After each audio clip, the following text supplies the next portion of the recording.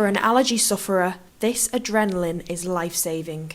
When Jack Williams needed it most, it was hesitation which nearly led to tragedy. I nearly lost my son, and I don't want anyone to have to go through that. Like any other day, Jack was playing with friends at lunchtime. But he then began to feel a tingling on his throat. Lizzy knew something wasn't right. And he was in the shower and he said, "Mum, I can't breathe." He was rushed straight to hospital. In the waiting room, a rash of hives began to spread up his neck. The rash just kept growing and growing and growing until he looked like Elephant Man, and they still didn't give him the adrenaline. Jack was having a severe anaphylactic reaction and his blood pressure reading dropped below 60. When the nurse looked at the cardiac monitor in A&E and just screamed for help, and you're running down the corridor and you're seeing the fear on the doctors' and nurses' faces, they're looking at you.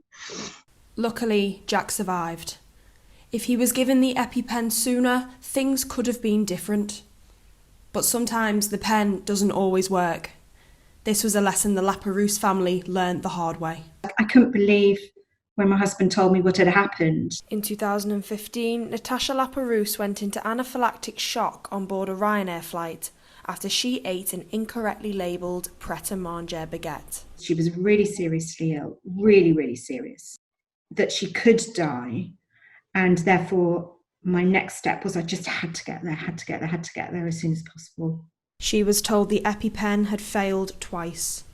Over the phone, she said her final goodbyes. I was just praying, I was crying, I was just desperate to be with her. Our beloved daughter died in a tragedy that should never have happened, and we believe that this inquest has shown that she died because of inadequate food labelling laws. Under current laws, food prepared on the premises in which it is sold is not required to display allergen information in writing. This is why the family have been fighting for Natasha's law, meaning all food businesses must provide a full list of ingredients on all prepackaged foods. They believe that this is the reassurance allergy sufferers need. You know, it's an imperfect world, so we're never going to get it 100% right, but all we can do is try and get the legislation so that it invests everybody in it. What impact do you think that this legislation will have on the UK? What the ideal is, retailers and shops and caterers feel that they can reasonably do it, so that they don't feel that they just want to put a sign up saying don't come and eat here, so that they don't just cover all the foods that they make with these may contain labels, which are just very defensive. For us, it's so important because it's transparency. It really is just about people knowing and understanding what's in their food. With the legislation set for summer 2021, British allergy sufferers may finally get the clarity they need.